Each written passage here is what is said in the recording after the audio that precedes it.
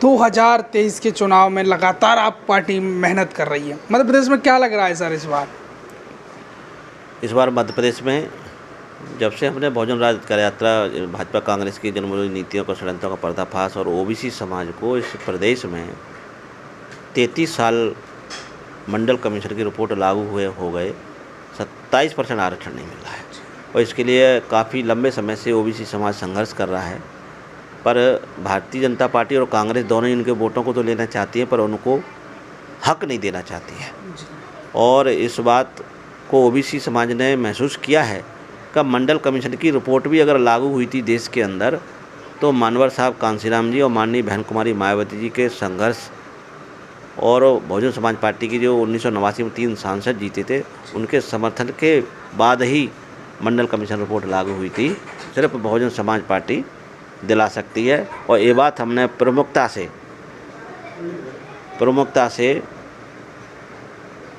जब बहुजन राज अधिकार यात्रा पूरे प्रदेश में घुमाई थी तो इस बात को रखा था तो हमें काफ़ी जन समर्थन मिला था।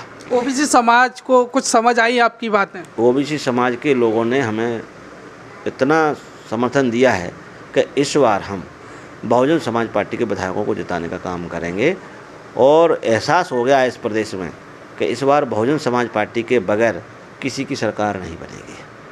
किंग मेकर की भूमिका में बहुजन समाज पार्टी होगी और उसकी चाबी आदरणीय बहन कुमारी मायावती के पास होगी। लगातार आपके पास टिकटों के दावेदारों की लंबी लिस्ट है हर विधानसभा में, कैसे लोगों को आप चुन रहे हैं जो पार्टी ना छोड़े आपकी? हमारे कार्यकर्ताओं ने जो क्षेत्र में काम किया है और क्षेत्र में चुनाव लड़ने वाले लोग भी काम कर रहे हैं, जो कार्यकर्ता पार्टी के साथ लंबे समय से जुड़े हैं काम कर रहे हैं और उनकी सर्वे रिपोर्ट में वो चुनाव जीत रहे हैं, तो ऐसे लोगों को पार्टी पहले प्राथमिकता दे रही है। क्योंकि चुनाव में अंकगणित का बहुत महत्व है, जितने नंबर हमारे पास होंगे तभी हमारी ताकत विधानसभा में होगी। तो इसके लिए पार्टी की रणनीति भी है कि हमको जिताऊ कैंडिडेट को आगे लाना है और वो क्षेत्र के जनता के साथ उसका क्या कनेक्शन है, जनसेवा करने का कैसा उनका रवैया है और कार्यकर्ता की जो रिपोर्ट है उसके आधार पर जीतने वाले कैंडिडेटों को पार्टी चुनने का काम कर रही है। तो क्या लग रहा है इस बार कितने विधायक, कितने हाथी आप मध्य प्रदेश की विधानसभा में भेज रहे हैं? देखिए, संख्या अभी बता पाना मुश्किल है जी, पर इतना तय है कि बहुजन समाज पार्टी के बगैर किसी की सरकार नहीं बनेगी। अगर किंग मेकर रहे तो भाजपा के साथ जाएंगे या कांग्रेस के साथ जाएंगे? ये फैसला आदरणीय बहन कुमारी मायावती जी करेंगी क्योंकि सुप्रीमो माननीय बहन जी हैं और ये नीति है और ये नीति का निर्धारण करने का हक सिर्फ और सिर्फ आदरणीय बहन कुमारी मायावती जी को है। एक खबर सुनने में आ रही है कि मध्य प्रदेश में एक यात्रा चलने वाली है जिसमें आकाश आनंद 8 से 9 दिन पूरे मध्य प्रदेश में घूमेंगे, इसमें कहाँ तक की क्या सच्चाई है? देखिए, अभी ये की मुझे जानकारी हुई है कि अभी जो राजस्थान में सर्वजन हिताय सर्वजन सुखाय संकल्प यात्रा निकली थी तो उस यात्रा को कंटिन्यू जो इलेक्शन अन्य स्टेटों में हो रहे हैं वो वहाँ पर भी पहुँचाया जाए, क्योंकि हमारे बहुजन समाज पार्टी के यूथ आइकॉन माननीय आकाश आनंद जी हैं और पूरे देश का युवा उनको आज अपना हृदय सम्राट मानता है। उनके एक आदेश का इंतज़ार कर रहा है जहां वो आह्वान करते हैं, मेरे युवा साथियों आप मेरे साथ चलें और बसपा से जुड़ें। जी हाँ, बसपा से जोड़ने की ये बात युवा साथियों को काफ़ी पसंद आ रही है और आप लोग अभी यात्रा में गए भी होंगे तो आपने देखा हो किस तरीके से युवा उमड़ कर उनकी एक झलक देखने को, एक सेल्फी लेने को, उनसे बात करने को और वो कितने सरल स्वभाव से छोटे छोटे कार्यकर्ताओं से युवा साथियों से मिल रहे हैं। इससे वो युवा साथी अब उनको भूल पाना मुश्किल हो जाएगा। इसलिए जो यात्रा मध्य प्रदेश में 17 सितंबर से 24 सितंबर का एक प्रोग्राम मिला है, अभी ये फाइनल चेकआउट नहीं हुआ है, ये टेंटेटिव प्रोग्राम है।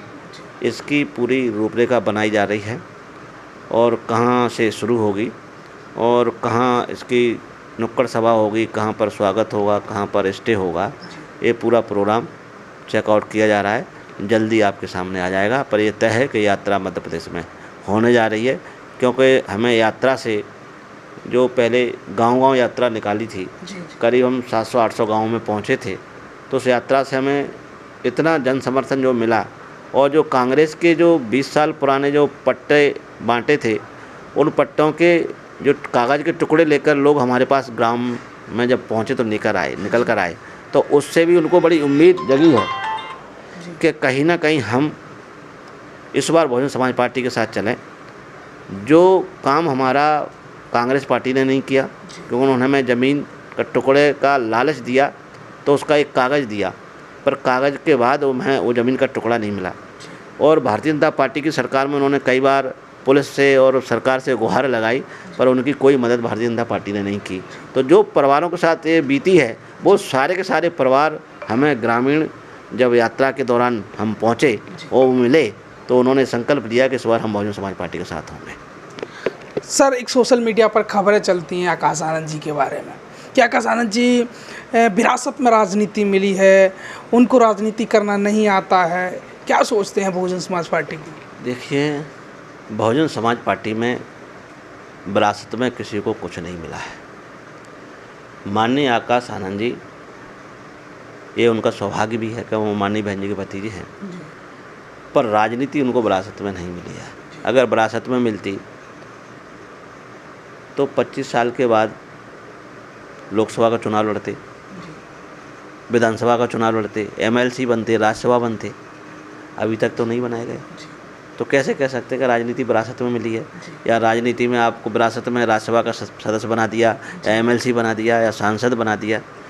संगठन में काम करने के लिए आपको जिम्मेदारी दी है, इसको विरासत नहीं कहेंगे, इसको संघर्ष करने के लिए आपका टेस्ट कह सकते हैं कि भाई आप संघर्ष कर सकते हैं कि नहीं कर सकते। तो वो संघर्ष करके ये आज उसको मजबूती से सिद्ध कर रहे हैं कि मैं कोई कमज़ोर युवा नहीं हूँ।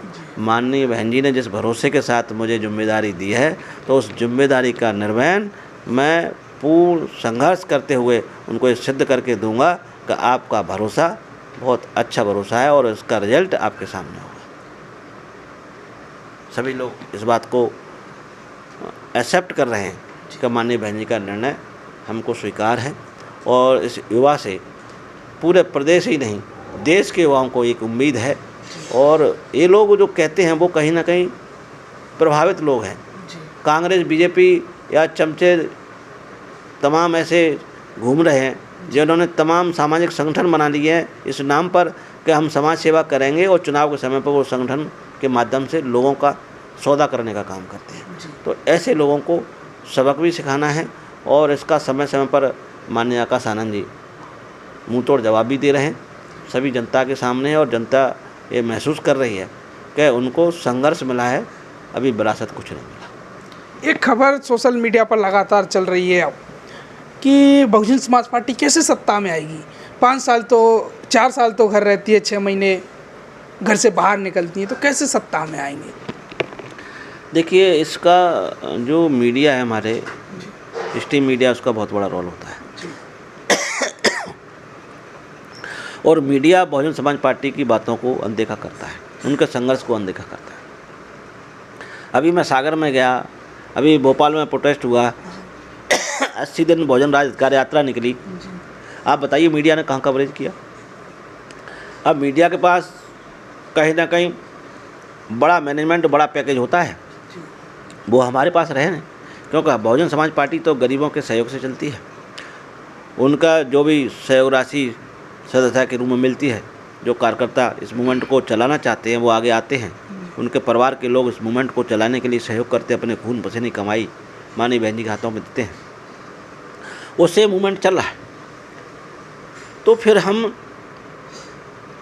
एक कैसे कह सकते हैं कि Bahujan Samaj party grass root पर नहीं है, या बहुजन समाज पार्टी संघर्ष नहीं कर रही? एक मध्य प्रदेश में घटना बता दो, कहीं भी किसी भी कोने में जो आपकी जानकारी में हो कि वहाँ पर अन्याय अत्याचार हुआ है और बहुजन समाज पार्टी या बहुजन समाज पार्टी कार्यकर्ता नहीं पहुँचे हों, या उनकी मदद नहीं की हो, और उनके न्याय की लड़ाई नहीं लड़ी हो। ये तो स्ट्रीम मीडिया उसको दिखाना नहीं चाह रहा। उसको इग्नोर करता है। पर आज हमारे बहुजन मीडिया के लोग ज़्यादा तैयार हो गए हैं, तो अब ये बात भी आपको दिखने लगेगी।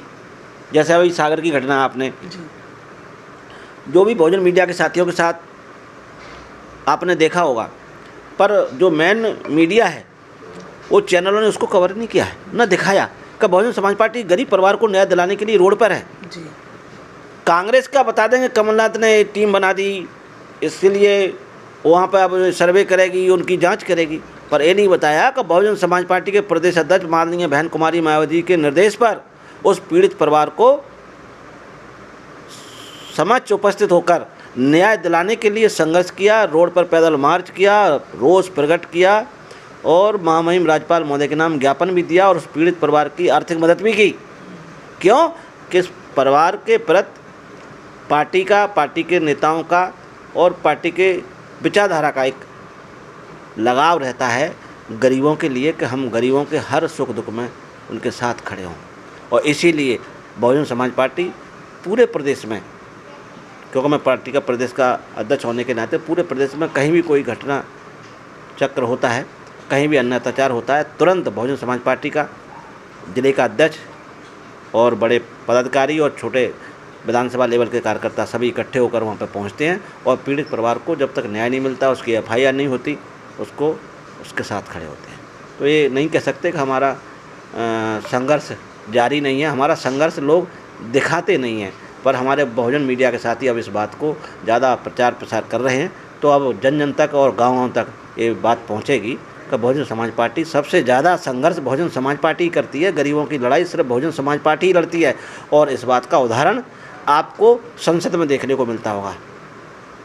बहुजन समाज पार्टी के जो भी राज्यसभा के सांसद बनते हैं, लोकसभा के सांसद बनते हैं, पूरे देश के अंदर किसी भी कोने में SC ST OBC minority upper caste के गरीब लोग बहन बेटियों के ऊपर अन्य अत्याचार होता है, तो उसकी आवाज़ सिर्फ बहुजन समाज पार्टी के सांसद ही उठाते हैं। आज इकलौते राज्यसभा के सांसद माननीय नीलम जी गौतम जी हैं। पूरे प्रदेश में जितनी घटनाएं घटी हैं बड़ी बड़ी, उनकी सबकी आवाज़ को अगर किसी ने उठाने का काम किया है तो माननीय राम जी गौतम जी ने किया है। तो आप कैसे कह सकते हो बहुजन समाज पार्टी संघर्ष नहीं करती, जबकि देश में तो और भी SC ST के सांसद हैं, वो आवाज़ नहीं उठा पाते क्योंकि उनके ऊपर प्रेशर रहता है।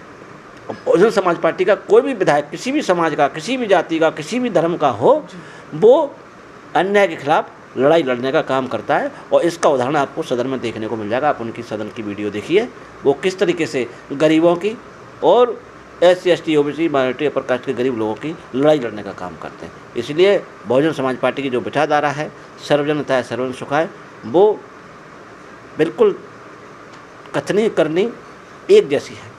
भाजपा कांग्रेस की तरह नहीं है कि दिखाती कुछ है और करती कुछ है। भाई एक तरफ आप संत श्रोमणी रविदास मंदिर बना रहे हो, दूसरी तरफ उनके भक्तों को पीट रहे हो, उनकी हत्या कर रहे हो, और तो और जिन बहनों को आप लाडली बहना योजना के नाम पर 1000 दे रहे हो, उनके सम्मान करने के लिए आप उसी बहन को निर्वस्त्र करके घुमाने का भी काम कर रहे हो। तो ये दोहरा चरित्र बहुत